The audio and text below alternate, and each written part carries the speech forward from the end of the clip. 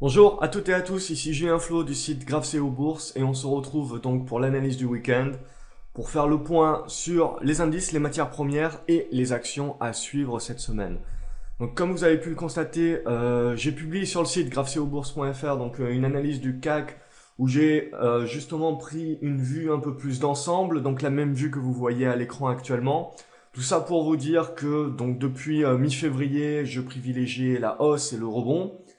Suite également à la consolidation dernièrement en avril, je privilégiais également le retour haussier pour revenir en fait sur le contact des 4510-4580 points. Ces niveaux ont été testés cette semaine. Donc on y est, on voit qu'on commence, on a débordé les 4580 points. Donc ça veut dire quoi? Ça veut dire que la résistance horizontale des 4580 points n'est pas primordiale pour le marché. En effet, la figure que je privilégie et que je pense que le marché va privilégier, c'est une figure en biseau ascendant. Donc qui est assez visible maintenant. Donc on a le support oblique de ce biseau, donc ici, et la résistance oblique, donc on se sert des niveaux qui avaient joué le rôle de support et qui maintenant jouent le rôle de résistance. Donc on voit tout simplement que nous sommes en effet dans un rebond haussier durable depuis plus de quasiment 3 mois maintenant. Et par contre, la figure, on va commencer à arriver vers la fin de la figure, donc sur le mois de mai. Donc attention, on arrive sur le mois de mai, donc bien évidemment vous allez voir un petit peu tous les sites vous ressortir le fameux dicton "Sell in May and go away". Bon, il faut savoir que c'est basé sur des statistiques et évidemment des statistiques, ça ne vous engage pas et ça ne veut pas dire que l'année 2016, le mois de mai sera également un départ baissier. Par contre, graphiquement, il faut bien avouer qu'un biseau ascendant est quand même au niveau des probabilités une figure qui casse à la baisse et qui donc valide un retournement baissier de la tendance. Donc nous, en fait, si on regarde à long terme, nous restons dans une tendance baissière, dans un paradigme baissier, et ce, tant que nous restons en dessous des 4700 points.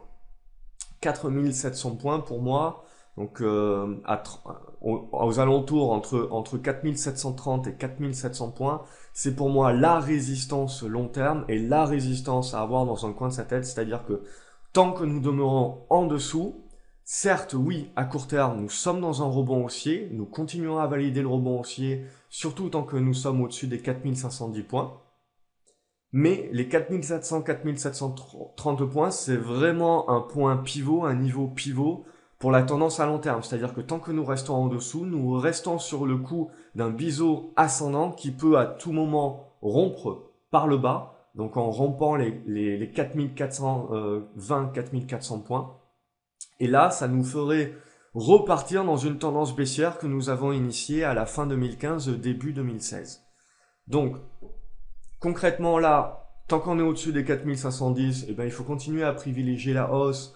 On voit qu'on a une résistance sur les 4610 points, comme j'avais pu l'indiquer dans les analyses CAC 40. Potentiellement, au-dessus de ces 4610, on viendra chercher le haut du biseau. Mais je doute qu'on aille bien plus haut que les 4700-4730 points. Et si on venait à arriver dans cette zone-là, pour moi, ça serait une zone de prise de profit et une zone, on va dire, moindre risque pour de la vente à découvert. Par contre, la confirmation de la baisse et de la correction ne se validerait que sous les 4510 points. Et par contre, la relance baissière, et là où il faudrait vraiment être prudent sur les marchés, c'est si on venait à rompre cet oblique, donc le biseau descendant à la baisse, et donc son oblique support, qui aujourd'hui se trouve aux alentours des 4400 points, mais vous voyez, elle va remonter très très rapidement pour revenir aux alentours des 4470 points. Donc c'est vraiment ces niveaux-là qu'il faut avoir en tête. Donc, pour la semaine à venir, au-dessus des 4510, donc là on consolide. Tant qu'on est au-dessus des 4510, on achète les consolidations. Le but, c'est de rompre les 4610 pour aller chercher le haut du biseau ascendant. Par contre, sous 4510, méfiance. On aurait très probablement une volonté du marché de revenir sur ces 4420 points. Si on regarde Au niveau des indices américains et du DJ, donc Dow Jones, pareil, on reste vraiment dans un fort rebond haussier. Le rebond est toujours valide, mais vous voyez, on commence à buter sur des niveaux hauts. Donc certains commencent à voir là des doubles, voire des triples tops. Donc attention, méfiance. C'est le moment sur le marché américain de commencer à prendre des profits. Et on se servira de toute cassure à la baisse des 17 800 points comme de signal de correction qui devrait nous faire revenir sur les 17 500 points. Si on fait un petit tour du côté de l'or, donc pareil, je vous ai dit, vraiment l'or, je vous avais conseillé l'achat sur la cassure des 1110 $. Et je vous avais dit aux alentours des 1250, 1300 $, on ne montera pas plus haut. Voilà, on continue à tergiverser. On a une bonne consolidation à plat qui est en cours. En effet, si le mois de mai venait à être baissier sur les marchés et on venait à rompre le biseau ascendant par exemple sur le CAC 40 à la baisse, ça pourrait en effet initier un mouvement de peur et donc un retour sur l'or. Mais bon, pour le moment, il y a rien de vraiment intéressant sur l'or. On peut construire une consolidation en triangle isocèle, donc il faudrait une rupture à la hausse pour poursuivre le mouvement. Par contre, une cassure à la baisse nous ferait revenir sur des niveaux de 1180 $. Par contre, là, si on venait à revenir sur les niveaux de 1180 $, ça serait peut-être intéressant d'acheter justement sur un retour sur des niveaux support.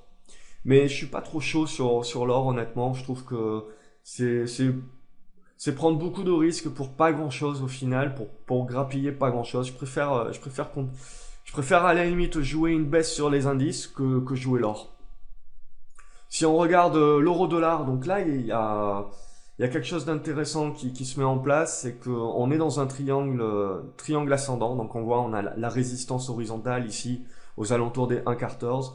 On voit à nouveau que le mouvement initié suite au rebond sur notre oblique ascendante ici est venu buter à nouveau sur les 1,14. Donc concrètement, on est dans une stagnation. Donc suite au grand mouvement baissier, on a stoppé l'hémorragie baissière, mais on voit depuis maintenant plus d'une année dans une stagnation à plat, dans un triangle ascendant qui pareil va se jumeler pareil sur les indices à une prise de décision sur le mois de mai. Donc peut-être que le mois de mai ne sera pas, comme le dit le dicton, sell in May and go away. Peut-être ça sera l'inverse, mais en tout cas ce qui est sûr, c'est que sur le mois de mai, il va falloir être sur les marchés puisque il y a une tendance qui va être privilégiée. Et cette tendance sera derrière quelque chose à privilégier sur les 3-4 mois à venir. Donc c'est vraiment quelque chose d'important. Donc il va falloir sur le mois de mai très certainement faire des arbitrages de portefeuille à ce niveau-là. Donc l'euro-dollar coïncide également avec cela. Tant que l'on reste au-dessus des 1,11, concrètement c'est la cassure à la hausse que l'on joue. Par contre, attention, toute cassure sous les 1,11 nous ferait revenir en test sur les indices et donc notre oblique haussière. Et toute cassure de l'oblique haussière nous ferait repartir directement sur les 1,05. Donc on resterait dans une stagnation. C'est pour ceux qui connaissent Weinstein, c'est une phase 1. C'est une phase 1 de stagnation où concrètement il n'y a pas de tendance. On attend. Soit on casse par le haut et on reprend une tendance haussière, soit on casse par le bas et on reprend une tendance baissière. Si on va du côté du Brent, on est pareil pour les marchés. Donc essentiellement la hausse des marchés aujourd'hui est catalysée par la hausse du pétrole. Donc il faut continuer à suivre la hausse du pétrole. On voit que cette hausse du pétrole, c'est un rebond technique. La tendance long terme est toujours baissière et on commence justement à buter sur des niveaux de résistance long terme.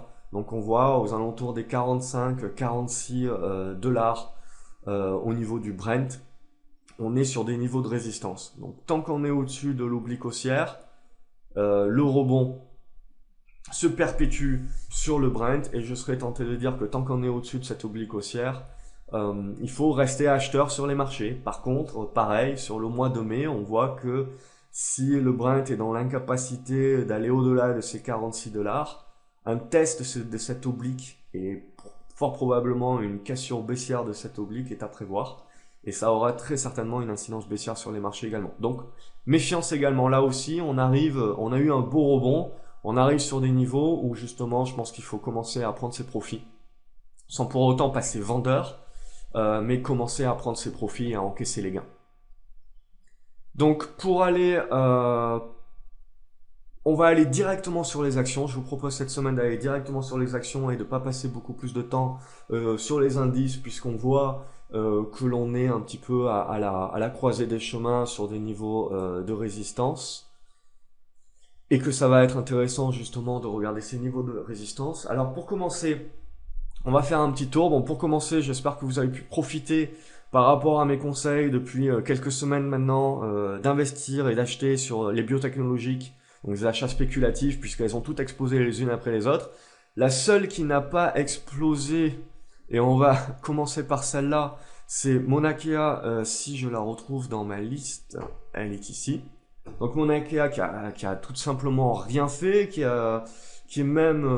reste au contact de ses moyennes mobiles 20 et 50 jours, donc méfiance. Vous voyez le RSI, pas de signal d'achat.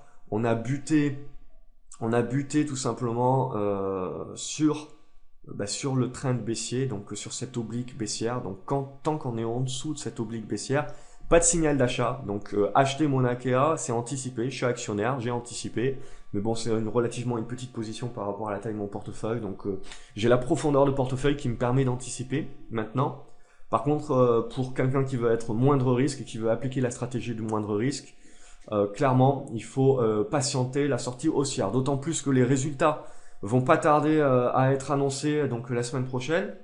Donc ça risque d'être assez spéculatif. Donc attendez, pour ceux qui voudraient éventuellement se placer, attendez d'une part les résultats et deuxièmement que l'oblique baissière, je vais y arriver, l'oblique baissière ici casse à la hausse. Et là, vous aurez vraiment votre signal d'achat qui sera confirmé par une rupture des 2,40 et on aurait alors en objectif un premier test des 2,80. Donc méfiance sur Mauna Kea, résultat à venir et puis pas de signal d'achat pour le moment. Donc à garder en surveillance, à garder sous le coude, mais ne pas trop anticiper dessus, ou en fragmentant ses ordres, et donc en ne prenant qu'une position mineure pour le moment, en anticipation. Donc après, je pense que ça va être la semaine, j'ai deux valeurs belges à vous proposer, qui sont rentrées dans les screeners. Alors, non, c'est pas ça là, c'est Fagron, c'est pas Fragon. Donc c'est une pharmaceutique. Donc là aussi, donc vous voyez que c'est une valeur qui a pris tout simplement une douille. La raison de la douille, c'est tout simplement qu'il y avait une spéculation sur la valeur sur toute l'année 2015, puisqu'elle cherchait un repreneur, elle cherchait à se vendre.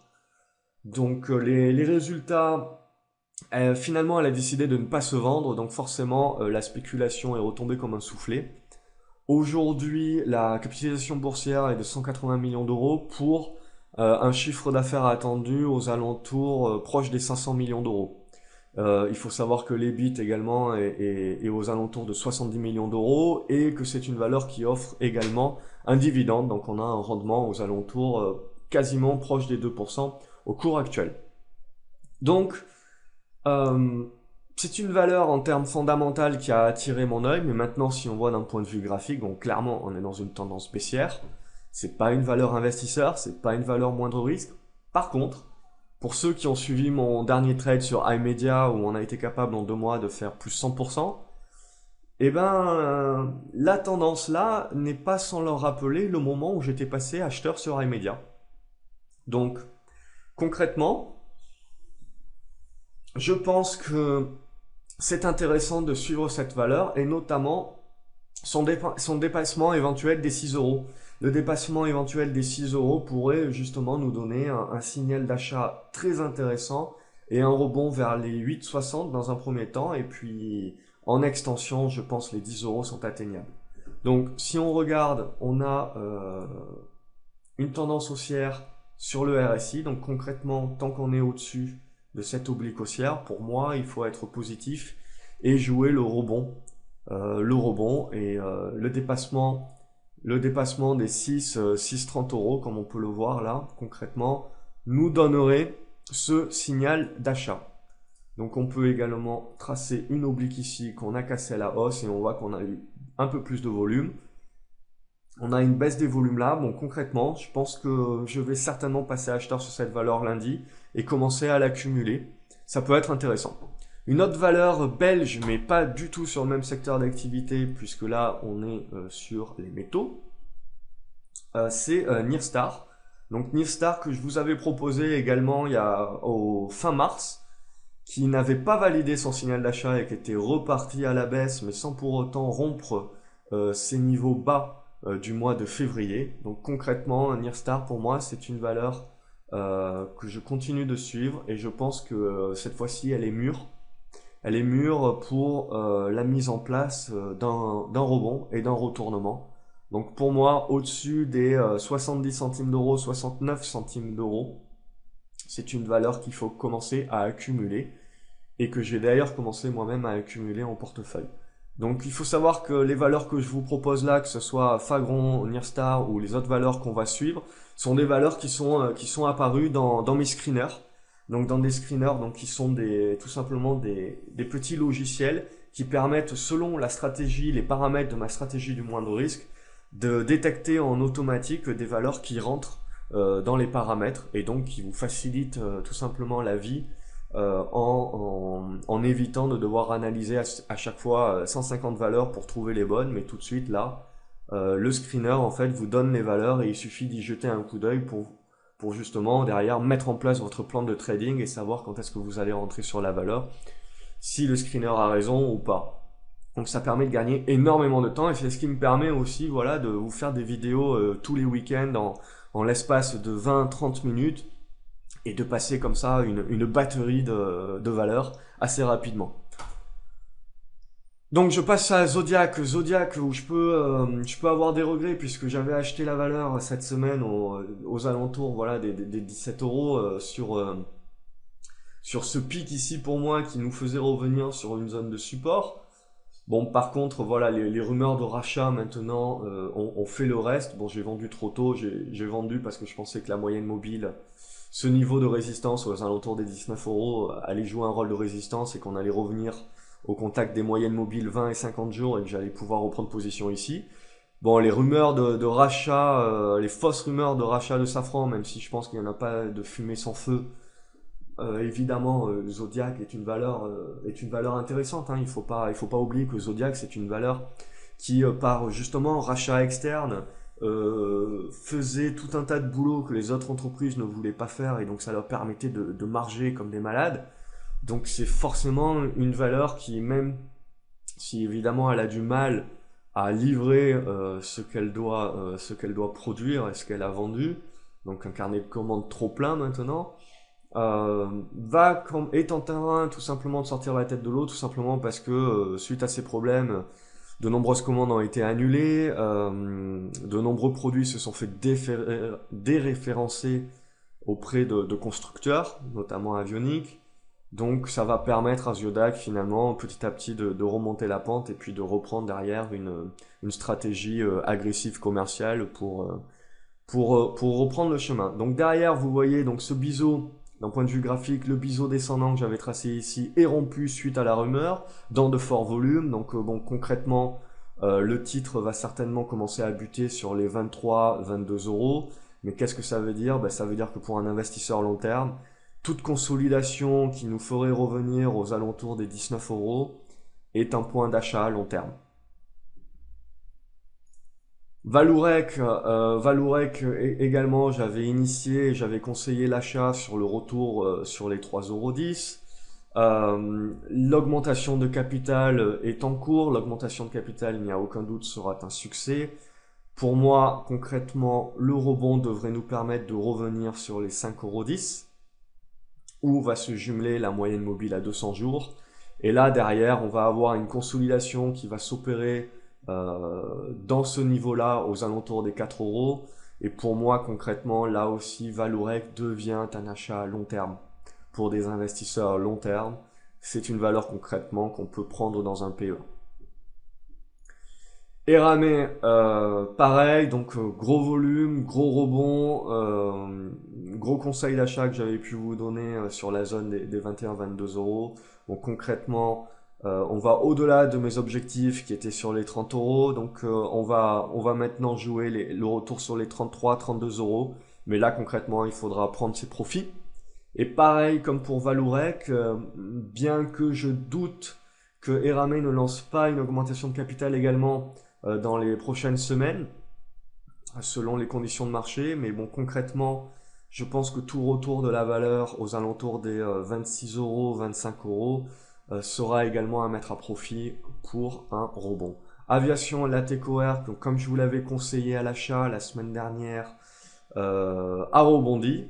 Donc on est dans une bonne dynamique, ça devrait buter sur les 3,80 €. Mais concrètement pareil, pour un investisseur, c'est une valeur, je pense, que les yeux fermés, on peut acheter la valeur sur la zone sur tout retour, sur la zone des 3,60 €, 3,50 €.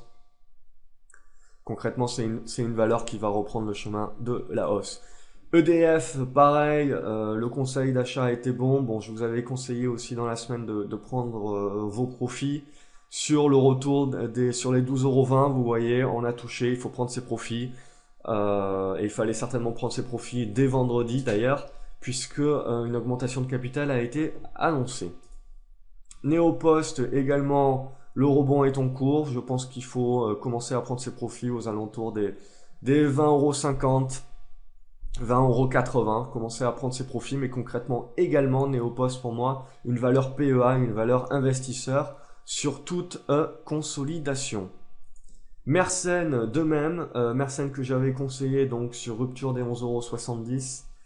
Pareil, a dépassé mes objectifs, donc il est temps de prendre ses profits. En extension, potentiellement, on peut viser les 15 €.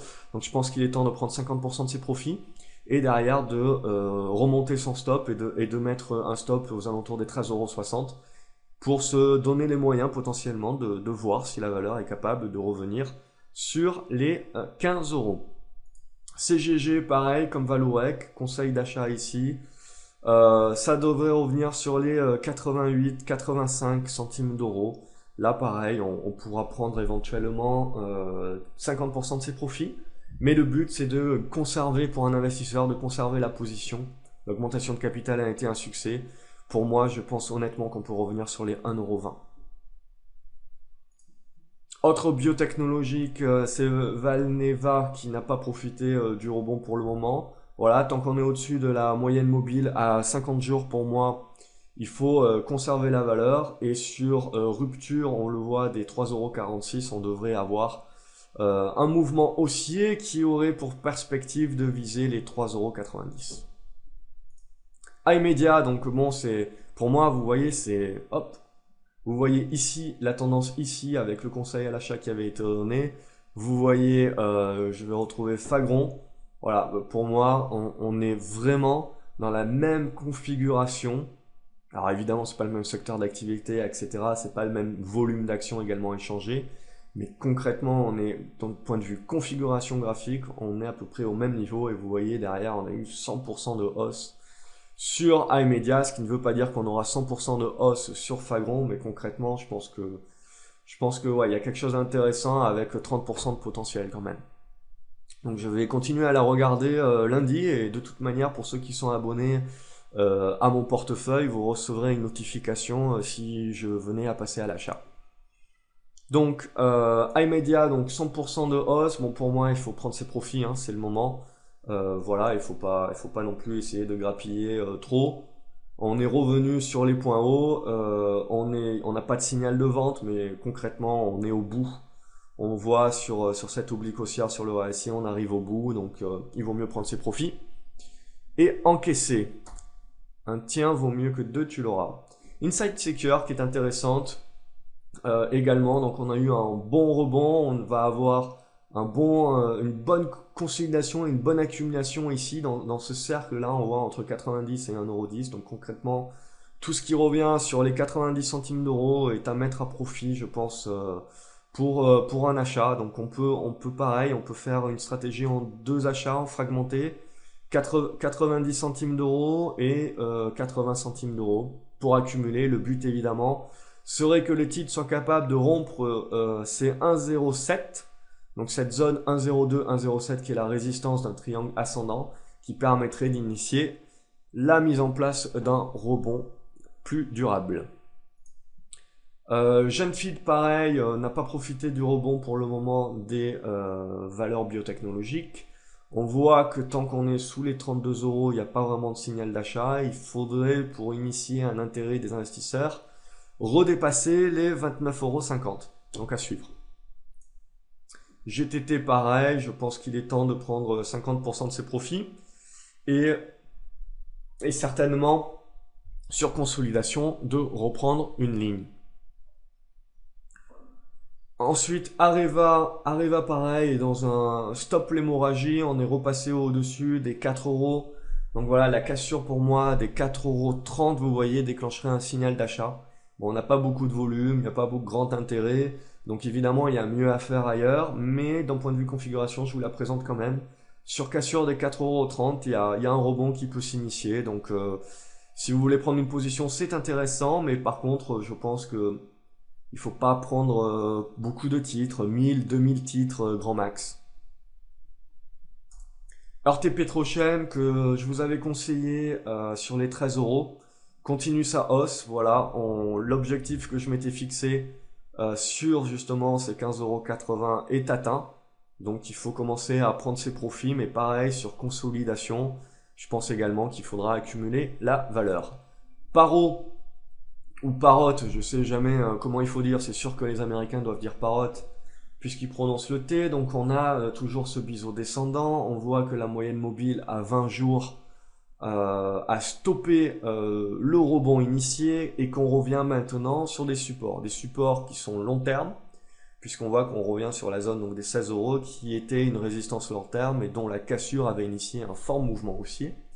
Donc le fait de revenir dans cette zone-là, pour moi, c'est une possibilité d'accumuler la valeur, mais attention, on n'accumule que 30% du capital que l'on veut mettre sur cette valeur, car pour être vraiment moins de risque, il faut accumuler la grande majorité de la valeur lorsqu'on va rompre les 17,80 €, 18 €. Ce n'est que sur cette rupture-là qu'on aurait en effet la cassure du biseau descendant et donc l'initiation derrière d'un mouvement de retournement haussier. On voit que on a potentiellement également un trend baissier sur le RSI. Donc le trend baissier sur le RSI est encore relativement long, donc il faut être méfiant parce que si on vient à faire céder les 16 €, donc concrètement il faudra abandonner la valeur et y revenir plus tard très certainement, mais on aura une poursuite de la baisse dans le biseau et donc un retour très certainement dans cette zone des 14 €, 13,50 €. Surtout que l'on voit que le trend baissier sur le RSI n'est pas encore prêt de casser à la hausse, donc il faut être méfiant. La zone des 16 € est intéressante pour initier quelques positions, mais attention à mettre pas plus d'un tiers pour le moment de ce que vous voulez mettre dans Paro de manière ultérieure, sur cassure des 17,80 € et confirmation au-dessus des 18,30 €. Donc, méfiance. Big Ben Interactive, donc ça c'est une valeur pure moindre risque, donc pour ceux qui ont suivi mes conseils d'achat, eh ben vous continuez à conserver tout simplement. On a une nouvelle impulsion haussière, la cassure on voit des 4,20 € va permettre justement de relancer un mouvement haussier. Solocal également a initié et validé son signal d'achat et de retournement, donc on casse le trend baissier, donc au-dessus des 14,50 € on conserve. Pour ceux qui avaient initié l'achat en anticipation, comme j'avais pu le faire aux alentours des 4,10 €, 4,15 €, on peut prendre 50% de profit pour reprendre éventuellement sur un retour de 4,50 € reprendre des positions. Le but, c'est un retour sur les 5,80 € et derrière sur les 6,50 €. Nicox également, bon, je vous ai conseillé de prendre vos profits suite à l'achat qui était proposé à 7 €. On voit qu'on est en train de revenir et de buter sur le trend baissier très très long terme. Bon, concrètement, je pense que Nicox pour moi est un achat long terme, est devenu une valeur investisseur suite à ce mouvement. Mais il faut prendre ses profits, prendre ce qu'il y a, et justement ça va permettre d'initier sur un retour autour des 8 €. Ça sera intéressant d'initier justement un achat à nouveau pour jouer un retournement beaucoup plus long terme qui serait validé au-dessus des 9 euros justement. L'objectif serait un retour pour moi à plus long terme sur les niveaux des 11-12 euros. Bon, on peut éventuellement viser, on voit également les 14 euros, mais ça c'est vraiment à horizon plus long terme et il faudra que la société ait de bonnes nouvelles à nous annoncer. ST Microelectronics, j'ai initié également un achat. On a le rebond qui s'est validé au-dessus des moyennes mobiles 20 et 50 jours. Donc tant qu'on est au-dessus de ces 5 euros pour moi, on a validé un rebond, on accumule la valeur. Le but, c'est de revenir sur les 5,80 € en objectif. On reste dans une tendance baissière long terme. Donc pour le moment, on est dans un swing trade qui a pour but de revenir sur les 5,70 €, 5,80 €. Egide également, valeur moindre risque, donc tant qu'on reste au-dessus des 3 euros, c'est une valeur moindre risque, mais on voit ce qui va être vraiment intéressant et mettre le feu aux poudres, ça serait une cassure de ce trend baissier ici, donc une cassure des 3,40 € à surveiller. Soitec, c'est une belle endormie, mais donc pour le moment, pas grand-chose à se mettre sous la dent. Surtout à oublier si la valeur vient à rompre les 56 centimes d'euros par le bas. Par contre, au-dessus des 61 et des 64 centimes d'euros, on viserait les 74. Et alors, là, si on venait justement à avoir une valeur qui consolide entre 74 et 67 centimes d'euros, ça serait pour moi une validation d'accumulation. Et donc très certainement retournement aussi à venir sur la valeur. Donc je pense qu'il faudrait initier une position sur Soitec à ce moment-là. Pour le moment, c'est un petit peu prématuré, mais à surveiller. Albioma également, on a un retournement qui s'est mis en place. On a une accumulation, une consolidation qui se fait ici en squeeze. Donc concrètement, tant qu'on est au-dessus des 13 euros, ça peut être intéressant de jouer une rupture haussière des 14 euros pour initier un nouveau mouvement d'achat. Par contre, méfiance, sous les 13 euros, on abandonne l'objectif.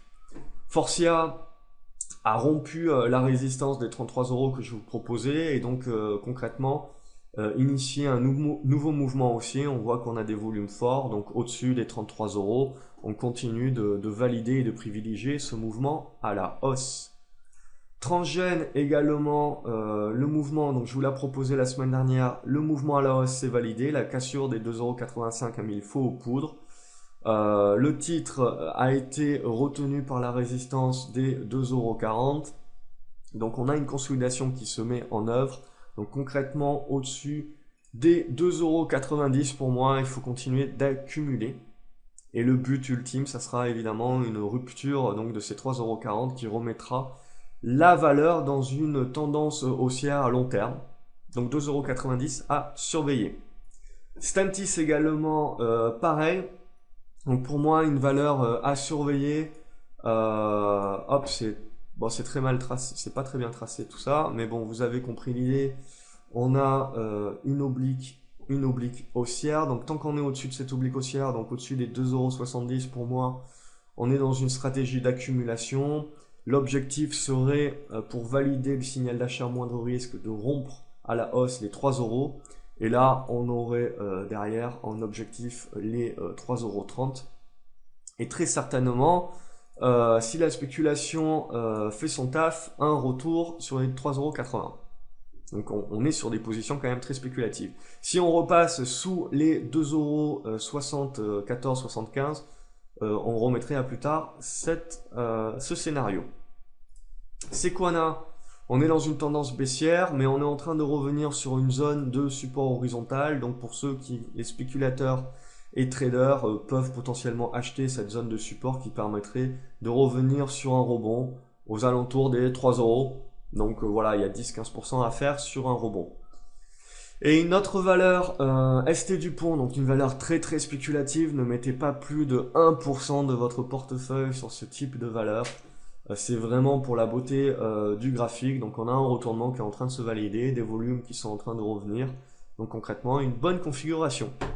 Voilà, j'espère que vous avez apprécié la vidéo. N'hésitez pas à la liker, n'hésitez pas à la partager. N'hésitez pas à venir sur le site également, à me poser vos questions. Et également tout simplement à me rejoindre sur les pages Facebook, à vous abonner à la chaîne YouTube pour ne pas louper les prochaines vidéos et être tenu au courant dès qu'elles sortent.